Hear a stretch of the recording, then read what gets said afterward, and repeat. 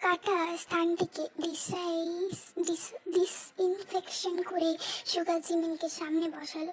চুলে আলতো করে হাত বুলিয়ে বলল, অভ্যাস করে নাও আমাকে। আপনি আমার সঙ্গে এমন কেন করছেন? সুগা চুপ করে রয়। উত্তর আছে কি তার কাছে? সে কথা না বাড়িয়ে অ্যাডজাস্ট রুমে গিয়ে জামা বদলে আসে। ভেতরে সাদা একটা টি শার্ট, উপরে লেদার জ্যাকেট। দারুণ লাগছে তাকে। সুগা তৈরি হয়ে পারফিউমটা লাগাতেই ঘর একেবারে সুগন্ধে তলিয়ে যায়। চিমি চোখ মুখ হেডবোর্ডে হেলান দিয়ে বসতেই সুগা তার মুখের ওপর একটা জামা ছুঁড়ে দিয়ে বলল, এটা পরে আসো। আপনার কত নাম্বার প্রেমিকার জামা এনে আমাকে দিচ্ছেন? সুগা তাকাতেই জিমিন চুপসে যায়। সুগা বলল, জামা বদলে ফেলো। আপনি যান, আমার ঘর, আমি এখানেই থাকবো। কিন্তু কিন্তু শুনতে চেয়েছি। জিমিন মনে মনে সুগাকে 1000 বার গালি দিয়ে বলল, আস্ত তেঁদুর একটা। জিমিন বাধ্য হয়ে ওয়াশরুমে থেকে বদলে এলো। অ্যাডজাস্ট রুমেও সুগা তাকে যেতে দেয়নি। বলে কিনা সেখানে দামি দামি জিনিস আছে। ওখানে তোমার মতো ব্যাকটেরিয়া গেলে দামি মহামারী হয়। কত বড় অপমান। তবে আজকে কেন জানি সুগাকে ঘৃণা করতে ইচ্ছে করছে না। কেন কেন বারবার এই প্রশ্নটা মনকে আরো কোনো মোক্ষম জবাব জিমিন পেল না। আচ্ছা, এই মানুষটা কি কেবল খারাপের চক্রে আবদ্ধ?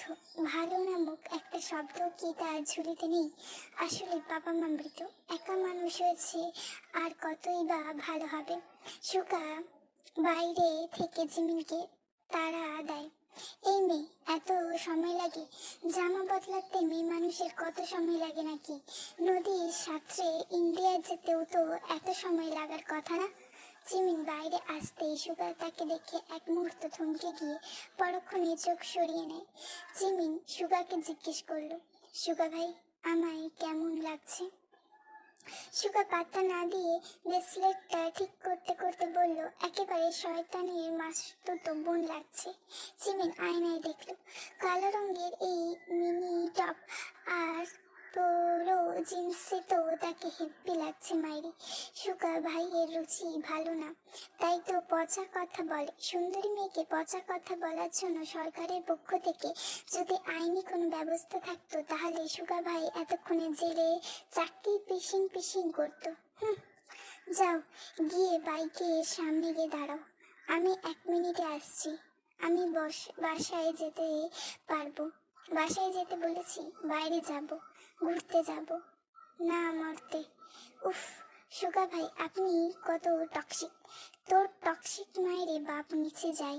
যাওয়ার সময় জিমিন বলতে বলতে গেল, সালার খালি চিল্লায়। পেছন থেকে সুগা ভাইয়ের জবাব এলো, না সালি, তোমায় খালি চুম্মাবো। যা জলদি এইখান থেকে যা ফকিরনি। সুগা বাইক স্টার্ট করতেই জিমিন পেছনে বসলো। কাঁধে হাত রাখবে ভাবতে সুগা এমন জোরে বাইক স্টার্ট দেয়, হাত যেন পুরো শরীর হেলে পড়ে সুগার উপর। বাইক গেট থেকে বের হতেই ব্যাককলি থেকে সেদিকে নজর গেল মুখলেসের। মাথায় তো তার পুরাই বাস না, মানে এখন একটার সঙ্গে এখন আরেকটার সঙ্গে। কেমন কি শেষে কি 2 ছেলে 1 বউ হবে নাকি? পুরান ঢাকা নিষিদ্ধ বরের বাড়ির জগটাতে সবসময় এক রহস্য ঢাকা, যা দিয়ে আলোতে কেউ দেখে না, কেবল রাতের আধারেই তার পর্দা উঠে যায়। বাড়িটির বাইরের দিকটা হয়তো ভগ্নাদশাগ্রস্ত কোনো পুরনো হাভেলি কিংবা ব্যবসায়িক গুদাম ঘর মনে হবে। ধূসর দেয়ালে খসে পড়া চুন, লোহার মোটা দরজা, বাইরে ঢাকানো একটা মালির বাতি, কিন্তু ভেতরে ঢুকলে অন্য এক জগৎ। দেওয়াল জুড়ে সোনালি আর লাল ভেলভেট কাপড় ঝুলছে, যেগুলো নরম আলোয় সাজানো ক্রিস্টাল ঝাড়বাতির আভা দিচ্ছে। মেঝেতে মোটা কার্পেট, যাতে পা রাখলেই শব্দ হারিয়ে যায়। চারিদিকে কাঠের টেবিল, যার ওপর সাজানো রঙিন বোতল, কাচের গ্লাস আর বিদেশি মদের ঝাঁক চমক।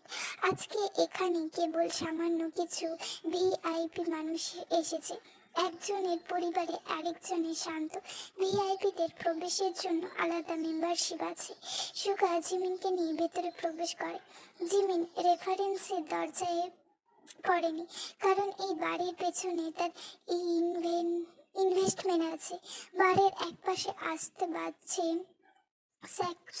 স্যাক্সোফোনের সুর, অন্য কোণে কোনো বিদেশি গানের হালকা রিমিক্স। সুরের সঙ্গে ভেসে বেড়াচ্ছে সুগন্ধি ধোয়া, যা হুক্কা আর সুগন্ধি মোমবাতির মিশ্রণে তৈরি। দেওয়ালের পাশে আধো আলোয় বসে আছে কৃত্রিম হাসি দেওয়া মেয়েরা, কেউ লাল পোশাকে, কেউ সোনালি গাউনে, আবার কেউ চোখে ভারী কাজল এঁকে দৃষ্টি দিয়ে আকর্ষণ করছে। তাদের হাসি আর দৃষ্টির ভেতরে পরিবেশকে আরো বিভ্রান্তিকর করে তুলছে। মধ্যখানে রয়েছে নাচের মঞ্চ, নরম নীল আর বেগুনি আলোয় মঞ্চটা যেন সোনালি স্বপ্নের মতন ঝলমল করছে। গ্লাসে ভেসে ওঠা বুদবুদ অচেনা মানুষের গলা মিশে যাওয়া আর ঘরে ভাসমান সুর সব মিলিয়ে মনে হয় এই বাড়ির ভেতরে ঢুকে বাইরের ফেরা মানে এক স্বপ্ন থেকে জেগে ওঠা। এমন এক জগৎ যেখানে নৈতিকতা নেই, ভয় নেই, কেবল রং, আলো, সুর আর অন্ধকারে মাদকতা।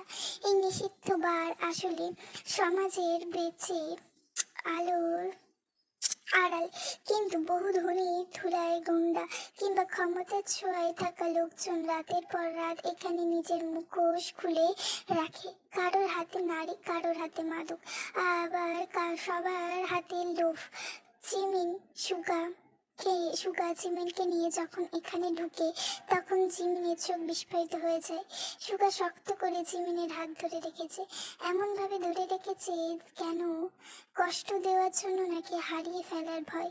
জিমিন এদিক ওদিক তাকাচ্ছে আর বারবার জিজ্ঞেস করছে, চলুন না সুগা ভাই, আমরা এখানে কেন এসেছি? এখানে তো ভালো ছেলেমেয়েরা আসে না। তো তুমি কি ভালো মেয়ে নাকি? জিমিন জবাব দেয় না। সুগা তাকে সিঁড়ি বেয়ে দোতলায় নিয়ে যায়। এরিনের ট্যাটু ঘরে প্রবেশ করতে এরিন অনেকটা পরিমাণ খুশি হয়ে যায়। যাবে না কেন? সুগা তার কাছে জন্মদিন ছাড়া কখনো আসে না, আজ প্রথম এসেছে। খুশি তো হওয়ার কথা, তবে পরক্ষণেই সুগার পাশে অচেনা একটা মেয়েকে দেখে বেশ অবাক হয়। প্রশ্ন জাগে তার মনে। তবে এরিনকে কোনো কথা বলার সুযোগ না দিয়ে সুগা তাকে বলে, ট্যাটু করবো। মেশিনটা দাও তো। তুমি করবে? আর এই মেয়ে কি হয়? সুগা ঝিমিনের দিকে তাকালো। কি হয়? ঝিমিন তো আর কি বলবে, সে প্রশ্ন এড়িয়ে কে বলল, কিছু না, ট্যাটু তুমি করবে। কৈফত শুনতে আসেনি। এরিন কথা না বাড়িয়ে মেশিনটা সুগার হাতে তুলে দেয়। জিমিন একবার এরিনের দিকে তাকায়। সারা গায়ে ট্যাটু করা, ছোটখাটো একটা পোশাক পরেছে, ঠোঁটে ভ্রুতে স্পিয়ারিং না করা, নামের মাঝে একটা নখ।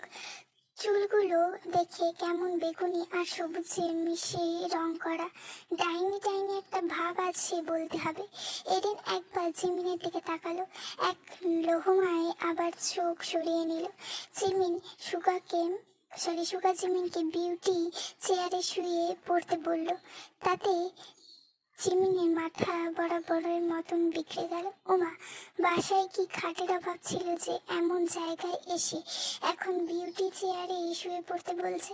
এরিনের থেকে মেশিনটা হাতে নিয়ে বলল, তুমি বের হও, আমার কাজ শেষ হলে আমি আসবো। জিমিন তখনও বুঝতে পারছে না কি করবে। এই সুগার উদ্দেশ্য কি? এরিন মনটা খারাপ করে দরজা লাগিয়ে চলে যেতেই সুগা ভ্রু উঁচু করে পড়ল। ধাক্কা দিয়ে শোয়ানোর আগে শুয়ে পড়ো সোনা। ছি, কি অশ্লীল! তোর নানাই অশ্লীল। তো আসেন চাকু দিয়ে নাড়ি ভুড়ি আপনার ফাটিয়ে দিই, তারপর কবরে নানার সঙ্গে গিয়ে মিলে অশ্লীলতা করবেন। সুগা রাগান্বিত দৃষ্টিতে জিমিনের দিকে তাকাতে এসে চুপসে যায়।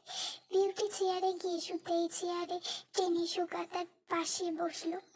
চুইংগাম চিবাতে চিবাতে জিমিনের গায়ে হাত দিতেই জিমিন কেঁপে পড়ল। আপনার নামে মামলা দেব সুগা।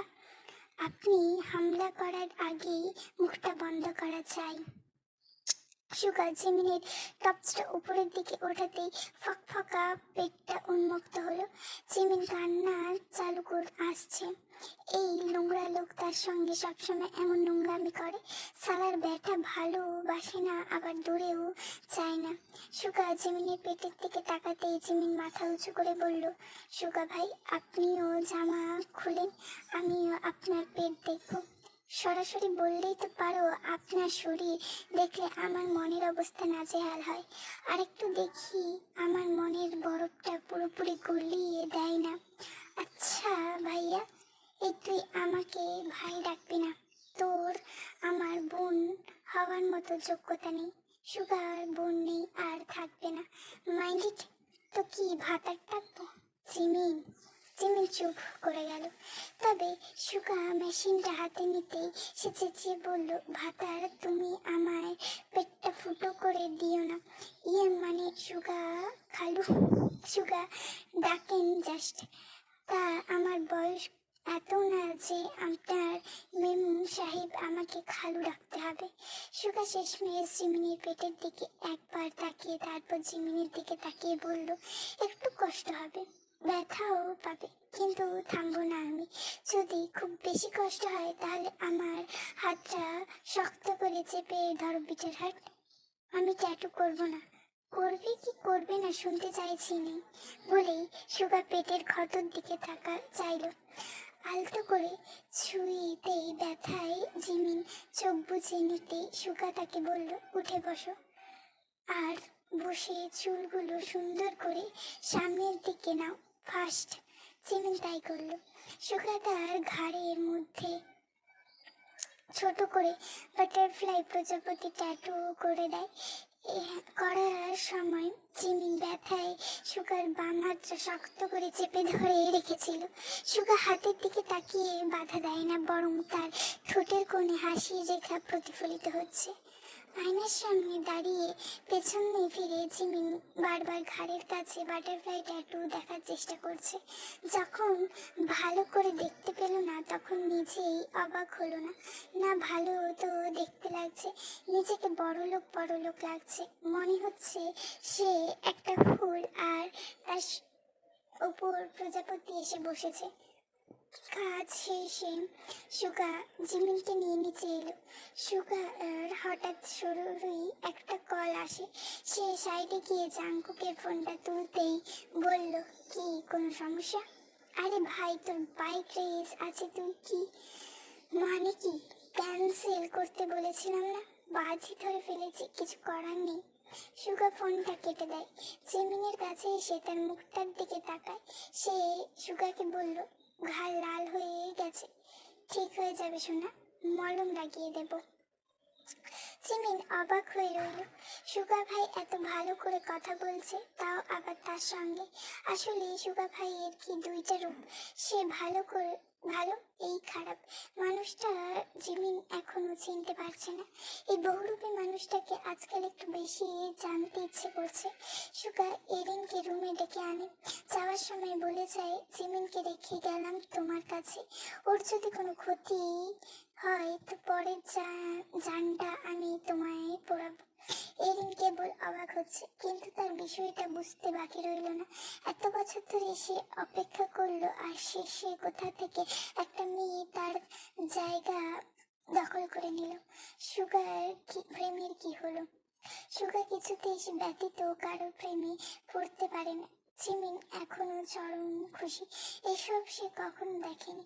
সুগা তাকে এখানে রেখে যায়, যাওয়ার সময় বলে, কিছুক্ষণের মধ্যেই তোমায় এসে নিয়ে যাব, ভালোভাবে থাকবে কিন্তু, এসে যেন কোনো রিপোর্ট না শুনি। ইস, জিমিন কি বাচ্চা মেয়ে নাকি যে তাকে এভাবে বলবে? কি ঢং করে সুগা ভাই। যাক, ভালোই হয়েছে, এখন একা একা বড় লোকে কারবার করে দুনিয়া উদ্ধার করে ফেলবে এই জিমিন।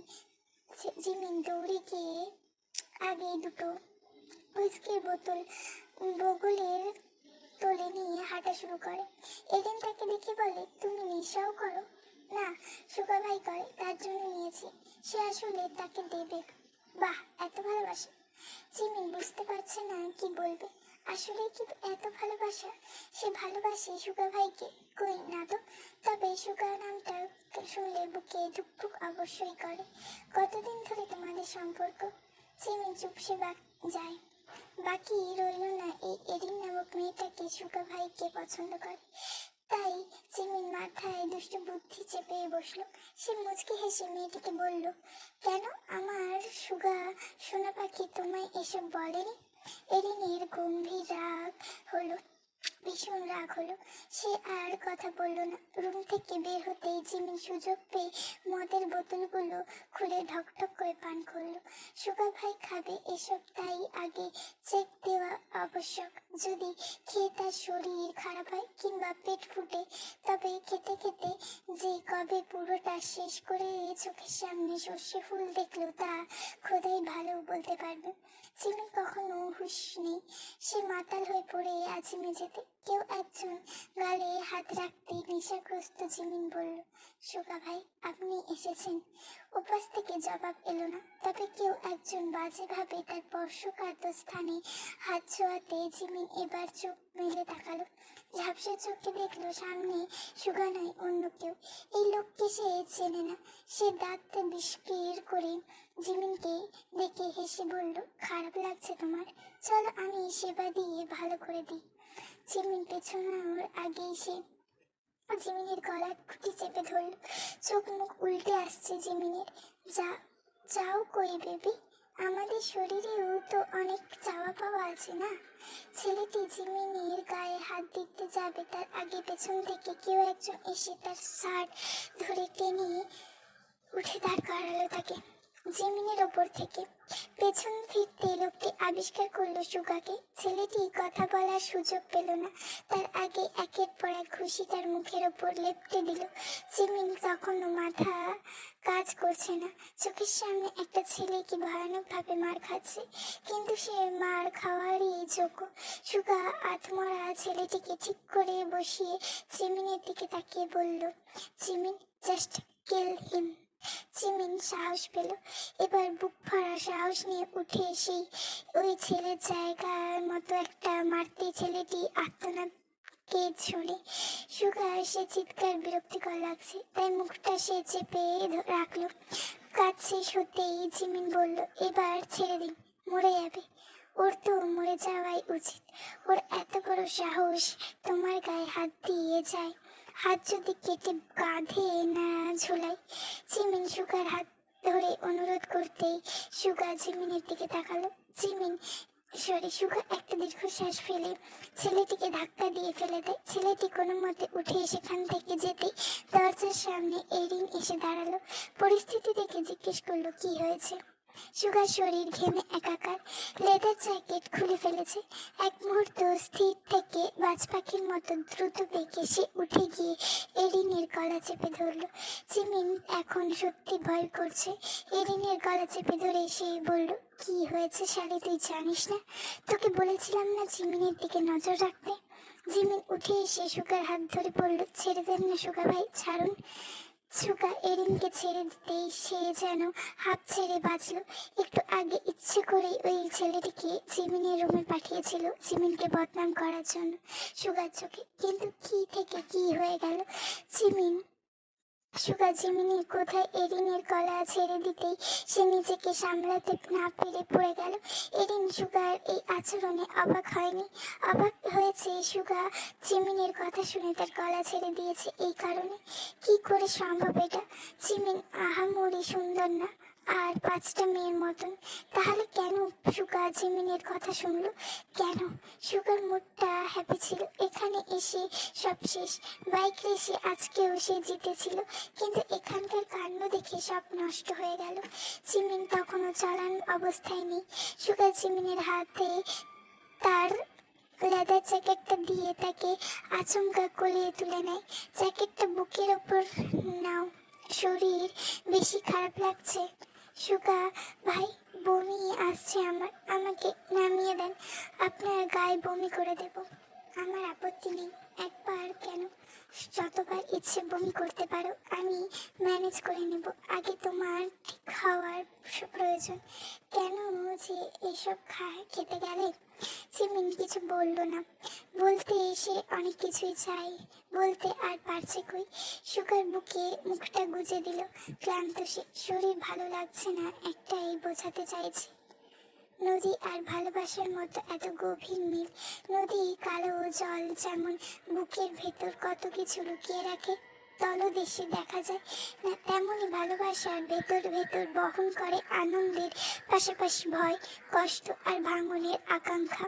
কেউ নদীর কালো জলে তাকিয়ে হারিয়ে যায়, আবার কেউ ভয় পায় ডুবে যাওয়ার। ভালোবাসার ক্ষেত্রেও তাই, কেউ ডুবে গিয়ে খুঁজে পায় নিজের অস্তিত্ব, আবার কেউ ডুবে গিয়ে ভেঙে যায় এসো একেবারে। শেষমেশ নদী যেমন বয়ে চলে, থেমে থাকে না, ভালোবাসা তেমনই ভাঙন, ব্যথা, আনন্দ সব পেরিয়ে সে চলতে থাকে। এটাই তো ভালোবাসার ধর্ম। লঞ্চের ছাদে রাতের আবহাওয়া অন্যরকম হয়ে উঠেছে। চারপাশে অন্ধকার, নদী শুধু ঢেউয়ের টুপটাপ শব্দ, আর মাঝে মধ্যে দূরে জেলেদের হুঁশিয়ারি ডাক ভেসে আসে। আকাশ ছুঁয়ে ছাড়ানো তারা, মাঝে মাঝে মেঘ সরে গিয়ে ফর্দা চাঁদের আলো নদীর বুকে ছুঁয়ে রূপালি ঝিকিমিকি ছড়িয়ে দেয়। ছাদের চারপাশে টিউবওয়েলের ক্ষীণ আলো, তবে এই আলো যেন রাতে ঘোর কাটাতে পারে না, বরং অন্ধকারে আরো রহস্যময় করে তোলে। মৃদু বাতাসে চিমিনির চুল উঠছে। সুগা নীরবে তাকিয়ে আছে তার দিকে। দুজনের চোখের ভাষায় যেন হাজারো অজানা কথা, অথচ দুটো ঠোঁট নীরব। জিমিনি শরীরটা এখন ভালো লাগছে, বমি করার পর হালকা হয়েছে, যদিও বমি সুগার গায়ে করেনি। বাতাসে ভিজে নদীর কাঁচা গন্ধ, তাদের গায়ে ঠান্ডা শীতল হাওয়া এসে লাগছে। সুগার জ্যাকেটটা জিমিনের গায়ে জড়ানো। দূরে কোথাও লঞ্চের সাইনের হালকা আওয়াজ ভেসে এসে আবার মিলিয়ে যাচ্ছে নদী নিস্তব্ধতায়।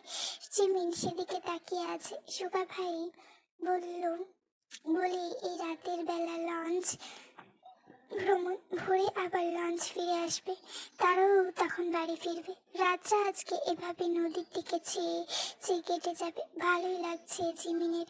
জিমিন হাতের আঙুল দিয়ে ছাদের রেলিং আঁকড়ে ধরে মৃদু স্বরে বলল, সুগা ভাই, এই নদীর দিকে তাকালে মনে হয় সবকিছু গভীর আর সীমাহীন। আচ্ছা, মানুষের জীবন, ভালোবাসা সবকিছু কি এমন অন্তত আর রহস্যময়? সুগা চোখ না রাখলো নদীর জলের দিকে, বলল, নদীর মতো মানুষের জীবনও বয়ে চলে, স্রোত থামে না। ভালোবাসা যদি থাকে সেটাও বয়ে চলে, ভাঙন আসে তবুও থেমে থাকে না। জিমিন হালকা হাসি হেসে বলল, তবে মনে হয় ভালোবাসা নদীর কালো জলের মতোই ভয়ঙ্কর। বাইরে থেকে শান্ত, কিন্তু ভেতরের তল খুঁজে পাওয়া যায় না। ভালোবাসা ভয়ঙ্কর হতে পারে তখনই যখন তাতে মায়া থাকে না। সত্যি ভালোবাসা আসলে ভয় নয়, নিশ্চয়তা দেয়, কাফনের কাপড়ের মতো জড়িয়ে ধরে। জিমিন চমকে তাকায়। কাফনের কাপড়ের মতন? হ্যাঁ, মানুষ মরলে তাকে শেষবারে ওই কাফনের কাপড়ে জড়িয়ে রাখে। পৃথিবীর কোনো সম্পর্ক, কোনো সম্পদ, কোনো অর্জনের সঙ্গে যায় না, শুধু সেই সাদা কাপড়। তাহলে আপনি কেমন ভালোবাসা চান? সুগা কেমন ভালোবাসা চায়? খুব কঠিন প্রশ্ন। সে নদীর জলের দিকে তাকিয়ে জবাব দিল, আমি চাই আমার ভালোবাসা ওই কাফনের কাপড়ের মতনই হোক। শেষ পর্যন্ত তার মায়া আমায় প্রেয়সীর হৃদয়ে জড়িয়ে রাখুক। সেই হবু প্রেয়সী যদি কখনো এমন প্রশ্ন করে, আপনি কি বলবেন তখন? সুগা জিমিনের চোখে চোখ রাখলো, বলল, ভালোবাসা কাফনের কাপড়ের মতো জড়িয়ে ভালোবাসো, এমন ভালোবাসা যা শেষ নিঃশ্বাস পর্যন্ত বিচ্ছেদ নেয়। কারণ মানুষ যখন মৃত্যুর দ্বারে পৌঁছে যায়, তখন তার সঙ্গে আর কিছুই যায় না, থাকে না, থাকে শুধু কাফনের সেই সাদা কাপড়টুকু।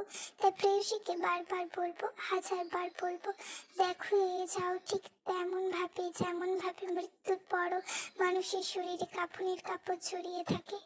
চিমিন চোখ নামিয়ে ফিস ফিস করলো, কিন্তু জীবনে তো শুধু ভালোবাসা দিয়ে টিকে থাকায় না প্রেম সুগা ভাই।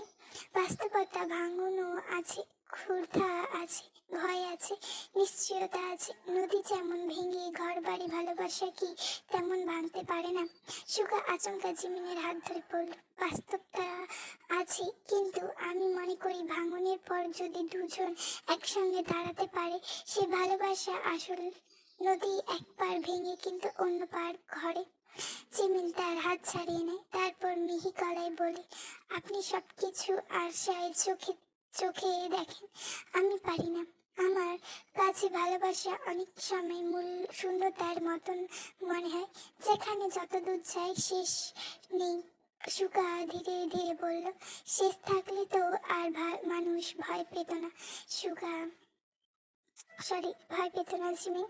ভালোবাসার সৌন্দর্য, তার সীমাহীনতা হয়তো তল পাওয়া যায় না, কিন্তু সেই গভীরতা তো আমাদের ডেকে রাখে।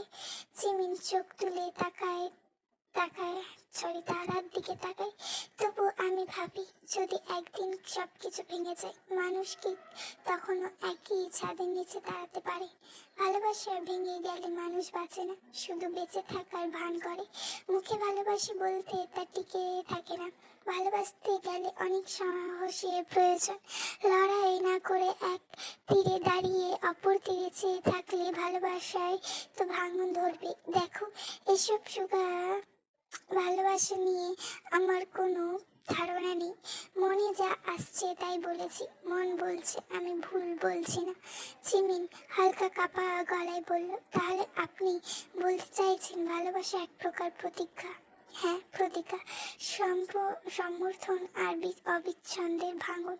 যেমন নদীকে তার স্রোত থেকে আলাদা করা যায় না, তেমনি ভালোবাসাকে তার সম্পর্ক ছাড়া কল্পনা করা যায় না। জিমিন চোখ ভিজে আসে, কেন আসছে সে জানে না, তবুও সে বুঝতে দেয় না। তবে মনটা কেমন যেন করছে, এই মানুষটা নাকি ভালোবাসতে জানে না, হিংস্রতা গড়া। তবে জিমিন আজকে বারবার একটা যত্নশীল মানুষকে আবিষ্কার করছে। আচ্ছা, এমন তো নয় তার খারাপ আচরণের পেছনে ভয়াবহ কোনো অতীত আছে? জিমিন তখন ঠান্ডা লাগছে। সুগা তাকে বলল, কিছু চাই তোমার? ঠিক আছো? আমি ঠিক আছি, আমার কিছু চাই না। কিন্তু আমার তো তোমাকে চাই, মৃদু স্বরে বলল সুগা। কিছু বললেন নাকি? উম, এখানে অনেক ঠান্ডা, তাই না? তোমার কষ্ট হচ্ছে? চলো কেবিনে যাই।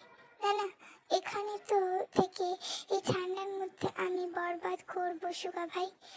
আমি তো অলরেডি তোমার তোরে বরবাদ হয়ে গেছি। মানে? সুগা জিমিনের হাতটা টেনে ধরে চলতে চলতে বলল, যেই হারে বিচ্ছু মেয়ে তুমি আমার জ্বালাচ্ছ, প্রশ্ন করে করে বরবাদ না হয়ে উপায় নেই। চলো নিচে চলো। জিমিন মুখটা ভেঙচি কাটলো, জবাব দিল না কেবল। তালে তাল মিলিয়ে তার এই হারে বজ্জাত সুগা ভাইয়ের সঙ্গে হাঁটা ধরল। ফজরের আজানের প্রতিধ্বনিবদ্ধ ঘরের চারপাশে গুঞ্জন করছে। কালো হুডি পরা মানুষটি সোফায় পা ঝুলিয়ে বসে আছে। সামনের টেবিলে রাখা গাঢ় চকচকে লাল গোলাপের গুচ্ছ যেন রুমের অন্ধকারে আরো উজ্জ্বল হয়ে উঠেছে।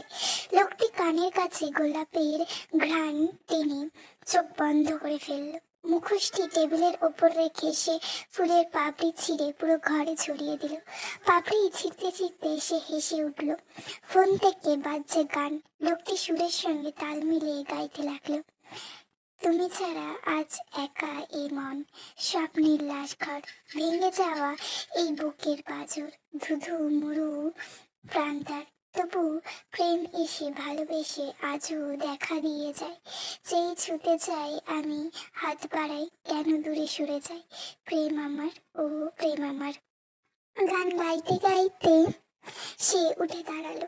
ধীরে ধীরে সব জামা কাপড় খুলে ফ্রিজ থেকে বিরাট বরফের চাকা বাথটবে ঠান্ডা জলে রাখলো। গোলাপের পাপড়িগুলো সেই জলে বিছিয়ে দিল। তারপর ছুরি হাতে বাথটবে গিয়ে শুয়ে পড়ল। শান্তি যেন এখনো তার কাছে আসে না।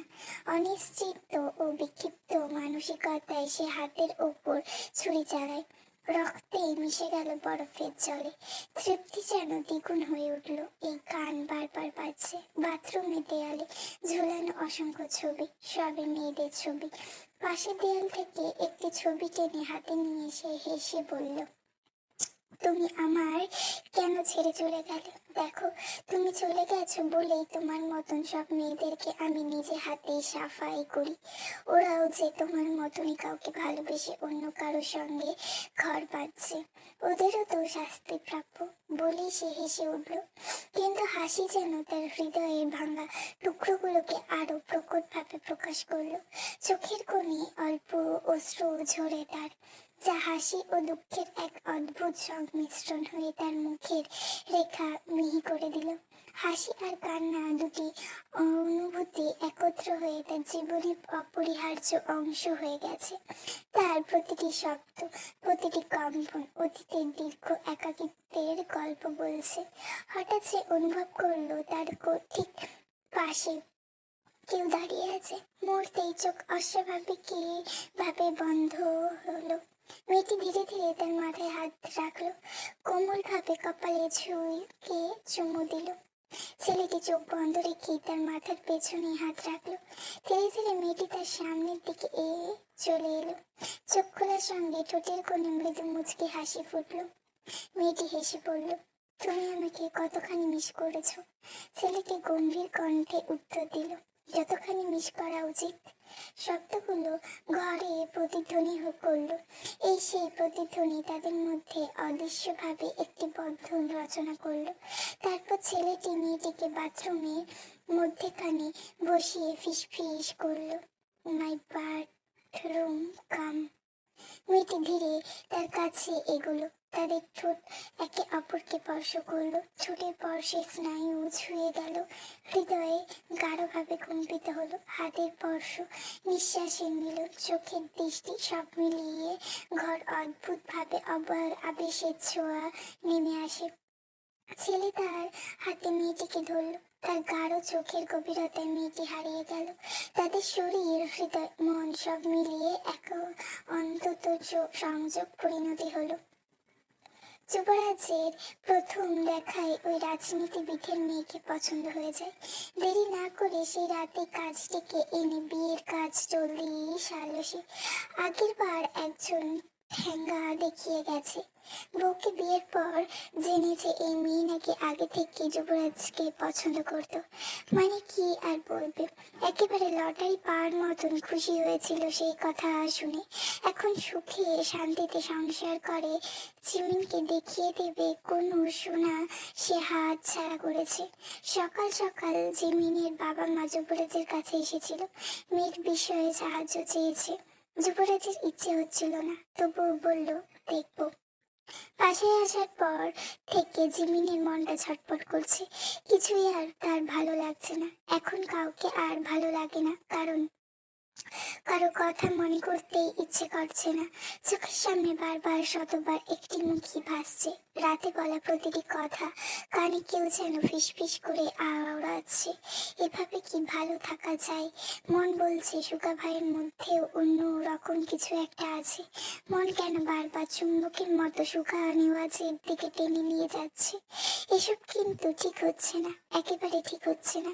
বাসায় আসার পর সারাটা দিন কেমন যেন মনটা ব্যাকুল ব্যাকুল লেগেছে। কি নেই কি নেই কি এমন একটা মনে হচ্ছে। যখন মনিকে জিজ্ঞেস করলো, মন বলল, সুগা ভাই নেই। দেখ, এমন তো কখনো কারোর জন্য অনুভব হয়নি। এখানে এসেছে ঠিক করে পড়ালেখা করতে, কিন্তু ওই পড়ালেখা বাদে সব হচ্ছে। যা না হওয়া উচিত সেই সকল কিছু হচ্ছে। রুমের মধ্যে অনেকক্ষণ এভাবে বসে ছটপট করে অবশেষে জিমিন না পেরে সুন্দর করে তৈরি হলো। সুন্দর একটা জামা পরে সাজলো। ওই যে গত রাতে সুগা ভাই তাকে একটা জামা দিয়েছিল না, সেটাই এখনো তার পারফিউমের গন্ধ লেগে আছে। জিমিন নাকের কাছে নিয়ে গন্ধ শুকলো। তারপর জামা রেখে এক পা দুই পা করে নিচে নেমে হাঁটা শুরু করলো সুগা নেওয়াজের হাউস অব লাভের দিকে। এই লোকের বাড়ির নাম এমন, নিজের নামটাও এমন, তাও বলবে ভেতরে নাকি প্রেম ভালোবাসা নেই। ওইসব নিয়ে নাকি তার কোনো ধারণা নেই।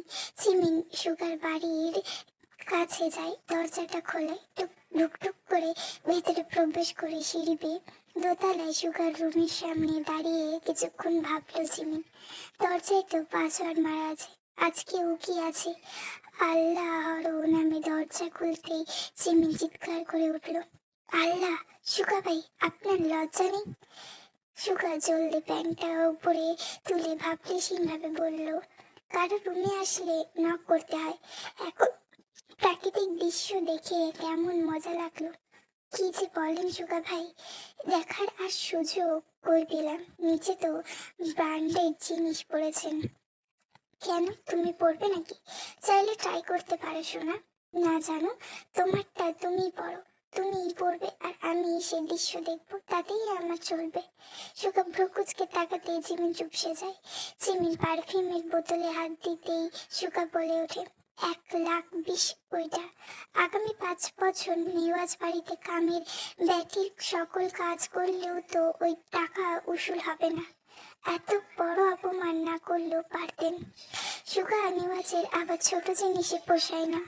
জিমিন লজ্জায় মুখে হাত দিতেই সুগা মুখটা কুচকে বলল, জিমিনের শরীর সুস্থ আছে, চলো ডাক্তারের কাছে যাই। মনের অসুখ ডাক্তারের ওষুধ ভালো হয় না সুগা ভাই। তাহলে ঝাড়ু এনে দেই দুটো বাড়ি। সুগা ভাই বলো শোনা। আচ্ছা, আমি এখন আসি, অনেক কাজ আছে। জিমিন মুখ বাঁকিয়ে চলে যেতে নিয়ে মনে মনে শুধায়, একবার জিজ্ঞেস করুন কোথায় যাচ্ছি? থামতে বলুন সুগা ভাই। জিমিন যাওয়ার জন্য ঘুরতেই সুগা পেছন থেকে তার হাত ধরে টেনে নিজের কাছে আনতেই জিমিন সুগার চোখে চোখ রাখলো। কেমন জানি অন্যরকম অনুভূতি হলো তার। সুগা জিমিনের চুলে হাত বুলিয়ে নাকের কাছে নিয়ে চোখ বন্ধ করে গন্ধ শুকলো, তারপর বলল, কোথাও যাওয়া হচ্ছে? জাহান্নামে।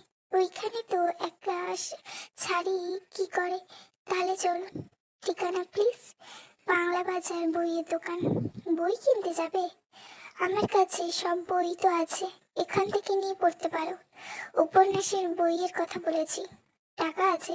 আচ্ছা, টাকা লাগবে না। সুগা নিবাস তো নিচে একটা টাকার গোডাউন, সেই না হয় তোমার সঙ্গে যাবে। আপনি যাচ্ছেন? যাই, যদি কারো উপকারে আসতে পারি। তবে বদলে কি দেবে? যা আপনার খুব দরকার। কি দরকার? সুগা আরো কিছু বলার আগে জিমিনের পা উঁচু করে সুগার শার্টের কলার টেনে তাকে নিচের কাছে নিয়ে আসে। ঠোঁটে মুহূর্তে একে দেয় ভালোবাসার পরশ। ভালোবাসার উষ্ণতা হারিয়ে যায় সে। সুগাও তাকে শক্ত করে চেপে ধরে, কোমরে হাত রেখে টেনে জড়িয়ে নেয় বুকে। এই আমার কি দরকার বিচার হাট? জিমিন মুখের সামনে সুগা তুড়ি বাজাতেই হুঁশ ফিরল তার।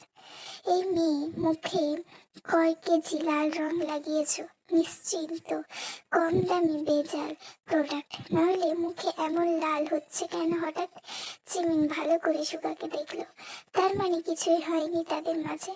ছ্যা, কি বাজে কল্পনা ছিল। সুগা ভাই জানলো এ কি হবে? কি লজ্জা, কি লজ্জা। বাংলা বাজার, বইয়ের অদ্ভুত নগর কেন্দ্র, যেখানে বইয়ের পাহাড়ে মানুষ গড়া নগরের কোলাহলকে ম্লান করে দেয়। সরু গলিপথগুলোকে ধূলিমলিন কাঠের তাক গিজগিজ করে বইয়ের ঠাসা, যেন শতাব্দীর জ্ঞান ভাণ্ডার একত্রিত হয়ে এখানে বসত গেড়েছে। দোকানের সাইন বোর্ডগুলো বিবর্ণ, তবু অক্ষরগুলো লেগে আছে অমূর্খ টান। কালির গন্ধ আর মলাটের গন্ধে ভরে উঠেছে বাতাস। বই বিক্রেতা, হিংস্র সাহবিহীনতার রাজা, এই যে তাদের কণ্ঠে বাজে দর কষাকষির সুর। পাঠকদের যেন ধন শিকারী খুঁজে বেড়াচ্ছে হারানো কোনো মহনা গ্রন্থ বা দুর্লভ সংস্করণ। এসব তো কোনো রূপকথার থেকে কম যায় না। দিনের প্রখর রোদে ধাতব চাঁদের ছাদের নিচে উষ্ণতা জমে উঠেছে। জিমিন বই দেখছে, দাম দর কষাকষি করছে। সুগা তাকিয়ে আছে তার দিকে, কি ভাবছে কে জানে। কিন্তু জিমিন এখন সেই শব্দ দেখার সময় নেই। সুগা ভাই বলেছে বই কিনে দিবে, টাকা তো আর তার পকেট থেকে যাচ্ছে না, যাচ্ছে সুগা নেওয়াজের পকেট থেকে। জিমিন তাতে কি, তবে একটু পর পর আবার অনেক কিছু মনে হচ্ছে। এই যেমন সুগা ভাইয়ের টাকা, এই ইন ফিউচার তো তারও টাকা হতে পারে, হাতে পারবে এটা ঠিক।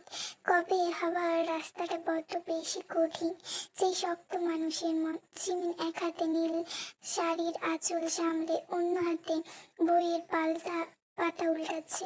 দোকানির সাথে দর কষাকষিতে তার কণ্ঠ দৃঢ়। না ভাই, এই দামে বই বিক্রি চলবে না। দেখেন না, মলার তো প্রায় ছিঁড়েই গেছে। সুগা দাঁড়িয়ে দাঁড়িয়ে তাকিয়ে আছে, ঠোঁটের কোণে অদৃশ্য হাসি। দোকানি বিরক্ত হয়ে তাকায়, কিন্তু শেষমেশ কিছুটা কম দামে বইটা এগিয়ে দেয়। জিমিন বইটা হাতে নিয়ে ফিসফিস করলো, সুগা ভাই জানেন, বই কেনা আসলে প্রেমের মতো, দর কষাকষি আছে, জেদ আছে, শেষে যদি মনের মতো পাওয়া যায় তাহলে আনন্দের শেষ নেই।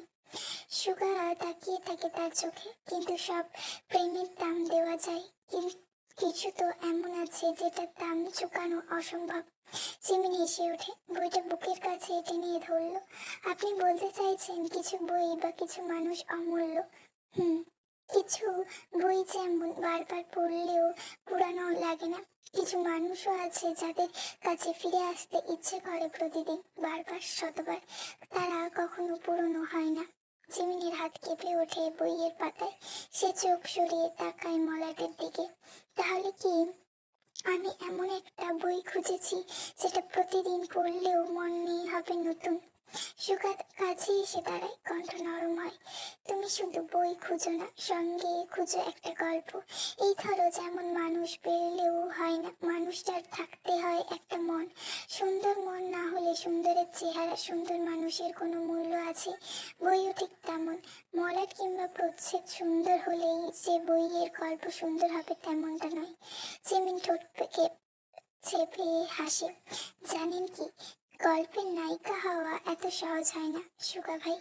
বইয়ে যত সহজ লাগে, বাস্তবে রাস্তা অনেক কঠিন। তবু না পড়া যায় না, ফেলে দেওয়া যায়। তাদের চোখ এক মুহূর্তের জন্য আটকে যায়। বাংলা বাজারের মতো শহরে হঠাৎ নেমে আসে প্রবল বৃষ্টি, গলির সরু পথগুলো মুহূর্তে কাদামাটিতে স্রোতে ভরে ওঠে।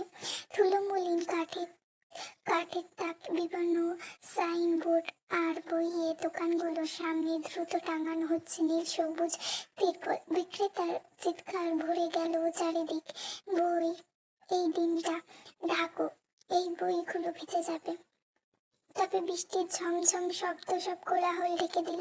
টিনের চালায় পড়া টোপা ফোটার আওয়াজ যেন অসংখ্য ঢোল একসঙ্গে বাজছে। বাতাসে মিশে গেল ভেজা কাঠের গন্ধ, কালির সাথে মিশ্রিত এক অদ্ভুত মাদকতা। রাস্তার কোণে জমে উঠল পানির ছোট ছোট গর্ত, যেখান দিয়ে ছুটে গিয়ে চলল কাগজের টুকরো, পুরানো পোস্টার, ভিজে যাওয়া বুট প্লেট।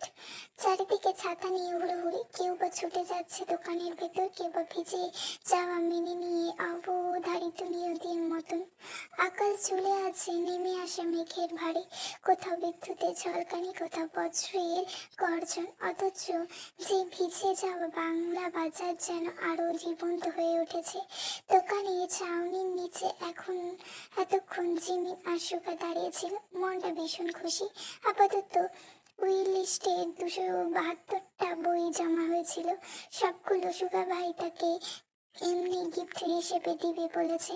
বইয়ের দাম দেওয়া শেষ, তবে বাসায় নিয়ে যাওয়ার অবস্থা নেই। শেষে সুগা বাড়ির ঠিকানা দিল, হোম ডেলিভারি হবে। পরবর্তীতে 1000-এর যেন বইয়ের লিস্ট ছাড়া জিমিন এখানে আসে না, তাও খুব করে কিসের, বলল সুগা ভাই। ছাউনির নিচে জিমিন বারবার হাত ছুঁয়ে বৃষ্টির পরশতায় ডুবে যাচ্ছিল। শেষে না পেরে সুগাকে বলল, একটা অনুরোধ রাখবেন কি? শুনি। বৃষ্টি পড়ছে সুগা ভাই। কেন, তুমি কি চাও বৃষ্টি বদলে হিসু পড়ুক? আরে তা কোথায় বললাম।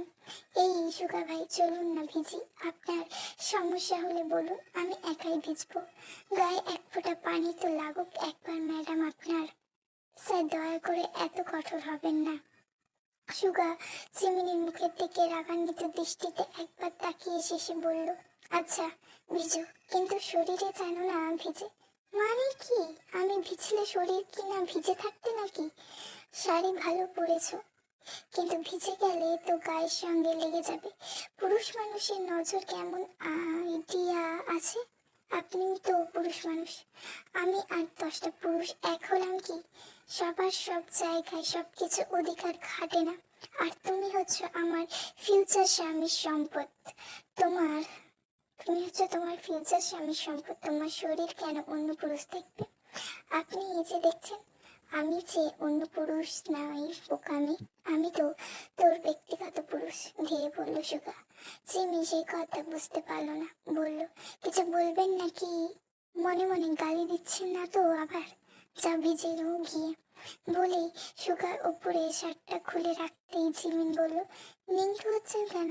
আরে শার্টটা ভিজলে সমস্যা কিসের?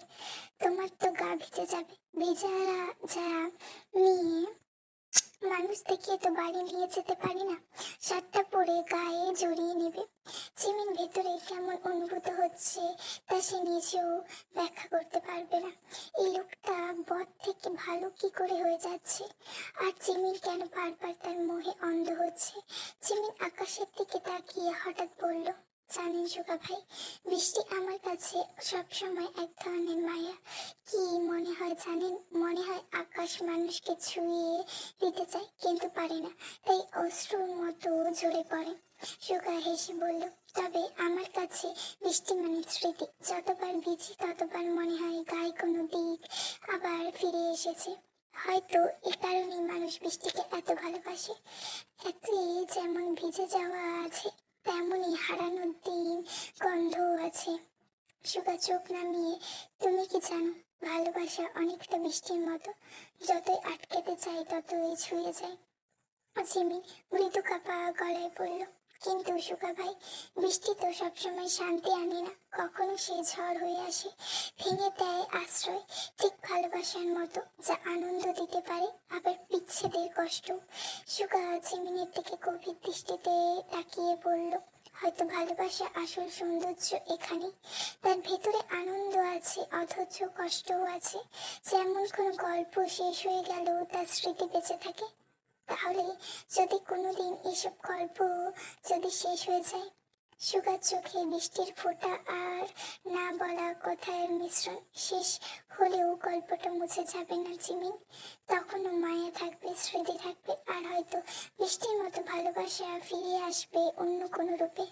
জিমিন তখনও দাঁড়িয়ে আছে ভিজে যাওয়া রাস্তায়। নীল শাড়ি ভিজে গা বেয়ে ঝরে পড়ছে ফোঁটাগুলো। সুগা তার পাশে। দুজনে চুপ করে দাঁড়িয়ে থাকে। চারপাশে বইয়ের দোকানদারে ছুটছে। হঠাৎ সুগা টেনে জিমিনকে নিজের কাছে নিয়ে আসতে জিমিনের বুকটা কেমন ভার হয়ে গেল। জিমিন আশপাশে কেউ আছে নাকি দেখার জন্য এপাশ ওপাশ করাতেই সুগা তার থুতনি ধরে তাকে নিজের দিকে ফেরালো। জিমিন শ্বাস প্রশ্বাস নিয়ে আরো তীব্র হয়ে উঠল। শরীরে সৃষ্টি হলো একটা ভয়ানক শিহরণ। সুগা তার কোমরে হাত রাখতেই যেন শিহরণ হলো আরো তীব্র। আশেপাশে তখন কোনো মানুষ নেই, ফাঁকা বাংলা বাজার। দূর থেকে ভেজা বুড়ি গঙ্গার কালো জলের ওই কেমন যেন একটা গন্ধ এসে শহরের অন্যরকম সৌন্দর্যকে ভুলিয়ে তুলেছে। জিমিন সুগার চোখে চোখ রেখে বলল, আমি মানুষটা জানি না কি করে ভালোবাসতে হয়, তবে এইটুকু বলতে পারবো যে জিনিস অন্যের মনের শান্তি নিরাপত্তা করে তাকে আমার বিন্দু মাত্র আকর্ষণ জন্মায় না। ওই জিনিসের প্রতি তখন আমার তীব্র ঘৃণার জন্ম হয়। হিমালয় পাহাড়ের কথা শুনেছ না? তার থেকেও উঁচু যে আমার এই ঘৃণার পাহাড়। জিমিন স্থির হয়ে দাঁড়িয়ে, নীল শাড়ির আঁচল বুকের সাথে লেপ্টে আছে। বৃষ্টির ফোঁটাগুলো যেন আর গায়ের উপর পড়ছে না, পড়ছে কেবল ভেতরে অস্থিরতার উপর। সুগার চোখের দিকে তাকিয়ে সে মুহূর্তেই মনে হলো এই দৃষ্টি ভেদ করে ফেলবে তাকে। জিমিন কাঁপা গলায় বলল, সুগা ভাই, আপনি জানেন না আপনার কথা আমার বুকের ভেতর কিভাবে ঢেউ তুলছে। ঘৃণার পাহাড়ের কথা বলছেন। ভালোবাসার মানুষকে ঘৃণা করা যায় বলুন তো? আচ্ছা সুগা ভাই, ভালোবাসা কি দেও না পাওনার মতন? সুগা কিছুক্ষণ চুপ করে থাকে। ভেজা রাস্তায় তাদের দুজনের নিঃশ্বাস যেন বৃষ্টির শব্দের সাথে মিশে যাচ্ছে। ভালোবাসা যদি শুধু পাওয়া আর দেওয়া হিসাব হয়, তবে সেটা ব্যবসা হয়ে যাবে। দুটো ভিন্ন শব্দের এক করলে নতুন শব্দ জন্মায়, তবে দুটো শব্দ একে অন্যের সঙ্গে মিলতে পারে না। চিমিন চোখ নামিয়ে ফেলে, আঙুল দিয়ে ভিজে আঁচল মুঠো করে ধরে। সুগা তার থুতনিটা ধরে আরো কাছে টেনে নেয়, কানের কাছে শুধায়। বৃষ্টির ফোঁটার কাপে প্রেয়সীর ঠোঁট, হৃদয়ে জমে মেয়ে প্রিয় মন কথা। যে বুঝে না আমায়, বোঝেন ভালোবাসা। তাকে বোঝাতে কেমন করে আমার লুকানো সকল ব্যাকুলতা। চিমিন স্থির হয়ে যায়, বুক ধড়ফড় করে ওঠে। হঠাৎ সে মুখ ফুসকে বলে, তাহলে কেন এগিয়ে যাচ্ছেন? কেন বলছেন না যে আপনি আমায় চান? আমি তো অন্ধকারে ভিজে যাওয়া বইয়ের মতন আপনার অপেক্ষায় আছি। কাগজ যেমন শব্দ খুঁজে, আমিও তেমন আপনার হৃদয়ের শব্দ খুঁজছি। সুগা নিঃশ্বাস ফেলে, কপাল ঠেকিয়ে দেয় চিমিনের কপালে। কেউ একজন বলেছিল, চাওয়া মানে নাকি হারানো, তাই আমি চাইতে ভয় পাই। বৃষ্টির ফোঁটাগুলো এবার আরো জোরে ঝরতে থাকে। ফাঁকা বাংলা বাজার দোকানের সাইনবোর্ডগুলো কাঁপতে কাঁপতে টপ টপ করে পানি ফেলছে। দূরের কালো বুড়ি গঙ্গার গন্ধ আরো তীব্র হয়ে আসছে। চিমিন শ্বাস কাঁপছে। সুগার আঙুলে বা চিমিনের ভিজে গাল বেয়ে নেমে আসে। সুগা পুনরায় বলল, হারিয়ে যাওয়া ভয়টাই আমাকে তাড়িয়ে বেড়ায়। আমি ভাবতে ভালোবাসি, ভাঙতে ভালোবাসি, ধ্বংস করতে ভালোবাসি। আর তুমি কি না চাইছো ধ্বংসকারীর ভাঙন জুড়ে দিতে? চিমিন থরথর করে কেঁপে ওঠে, তারপর ভেজা চোখ তুলে তাকায়। দুই একটা চাওয়ার কোনো ক্ষতি দেখেনি না? সুগা হঠাৎ করে আরো শক্ত করে নিজের বুকে টেনে নেয়। চারপাশে তখন শুধু ঝরঝর বৃষ্টি আর শূন্য রাস্তা। শহরে থমকে আসে, কিন্তু তাদের শ্বাস প্রশ্বাস শব্দ যেন সবকিছুকে ছাপিয়ে উঠছে। হঠাৎ সুগা চিমিনের হাতে হাত রেখে, চোখে চোখ রেখে, গলা ছেড়ে নিশালো কণ্ঠে কান ধরে। চোখে চোখে চেয়ে থাকা, কবে হবে বলো, কথা বলো। আগামী মন বাধা মানে না, তুমি ছাড়া কিছু চাই না। কি নেশা ছড়ালে, কি মায়ায় জড়ালে। রাতের এই আধারে অজানা ছোঁয়া, মানবী চোখে কি মায়া, যেন গোধূলি আবির মাথা। কি নেশা ছড়ালে, কি মায়া জাগালে, কি নেশা ছড়ালে, কি মায়ায় জড়ালে। সুগা হঠাৎ থমকে গিয়ে নিজের সবটা উজাড় করে দুটো ওষ্ঠ একে অন্যের মাঝে হারিয়ে গেল। মিলিয়ে গেল দুটো বিপরীত ঢেউ একে অপরের সঙ্গে। হারিয়ে গেল দুটো আত্মার শত ভিন্ন থাকতে একত্র হয়ে। যদি ভালো লেগে থাকে তাহলে like, comment, share and subscribe. যদি কোনো ভুল ত্রুটি হয় ক্ষমাশূন্য দৃষ্টিতে দেখবেন, আর ভুল হলে সেটা আমাকে একটু ধরিয়ে দেওয়ার চেষ্টা করবেন। আর like, comment, share and subscribe please. তোমাদের এইটুকুনি ভালোবাসাই আমার দরকার।